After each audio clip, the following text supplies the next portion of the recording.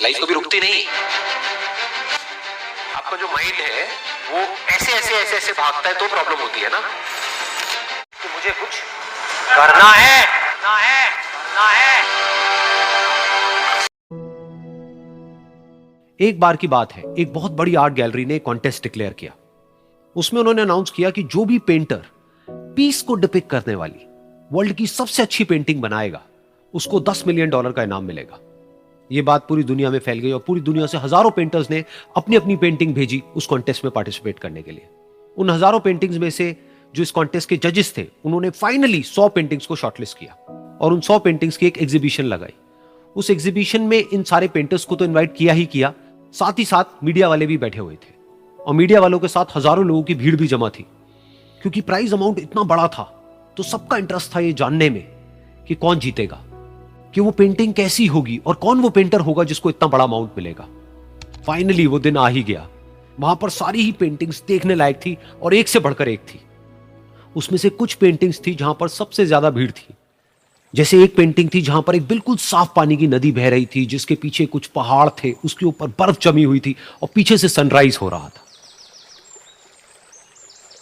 एक और पेंटिंग थी जहां पर पेंटर ने पीस को डिपिक्ट किया था फुल मून नाइट के थ्रू, यानी कि एक बिल्कुल पीसफुल लेक थी जिसका पानी बिल्कुल स्टिल था, इतना स्टिल कि उसके अंदर आप रिफ्लेक्शन देख सकते थे आसपास में जो भी कुछ था उसका, बिल्कुल एक मिरर की तरह। और बिल्कुल डार्क आसमान में कुछ तारे चमक रहे थे और एक चांद चमक रहा था।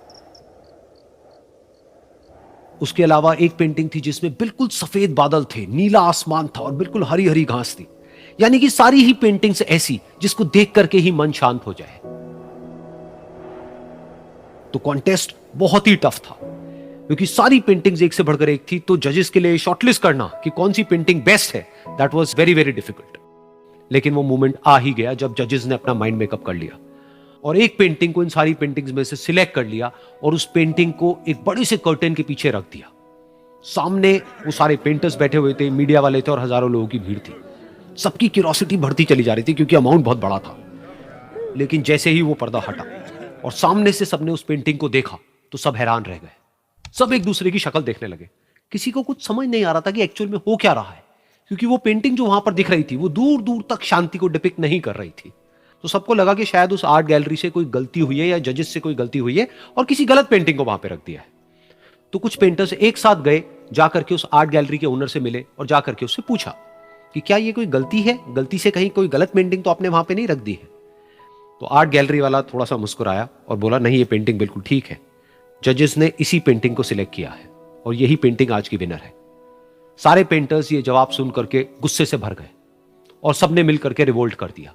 और ये देख करके सारे मीडिया वाले अपनी अपनी जगह से खड़े हुए और भागते हुए गए उस आर्ट गैलरी के ओनर के पास में और अपने अपने माइक्स उनके मुंह के आगे कर दिए। तो अगेन वो आर्ट गैलरी का जो ओनर था वो हल्का सा मुस्कुराया और उसने कहा कि मुझे कुछ बोलने से पहले एक बार इस पेंटिंग को आप लोग ध्यान से देखिए, थोड़ा पास से देखिए, शायद आपको कुछ ऐसा नजर आए जो दूर से नजर नहीं आ रहा है।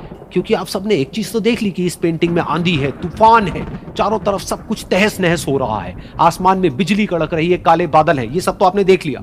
लेकिन एक चीज नहीं देखी कि इस पेंटिंग में एक घर भी है। उस घर में एक छोटी सी खिड़की है जहां पर एक आदमी खड़ा हुआ है। ध्यान से जाकर के देखिए, वो जो आदमी खड़ा हुआ है और बाहर देख रहा है उस घर से, उसके चेहरे पर कोई डर नहीं है बल्कि एक हल्की सी मुस्कान है, एक ठहराव है, एक सुकून है। और यही है शांति का असली मतलब। यानी कि शांति का मतलब यह नहीं है कि हमारे बाहर सब कुछ शांत है और फिर हम शांत हैं, क्योंकि वो टेम्पररी है। असली शांति का मतलब यह है कि हमारे बाहर चाहे जो कुछ भी हो रहा हो, हम अंदर से पूरी तरह से शांत हैं, हमारा मन शांत है। क्योंकि जिसका मन शांत नहीं है उसको चाहे आप कितनी भी सुंदर से सुंदर जगह पर ले जाकर के बिठा दो, वो वहां पर भी जाकर के दुखी ही रहेगा। लेकिन दूसरी तरफ से जिसका मन शांत है, उसके बाहर चाहे कुछ भी हो रहा हो, चाहे मौसम कैसा भी हो, चाहे उसके आसपास में सब कुछ तहस नहस हो रहा हो, तूफान हो, लेकिन वो अंदर से बिल्कुल शांत रहेगा। और यही है शांति का असली मतलब।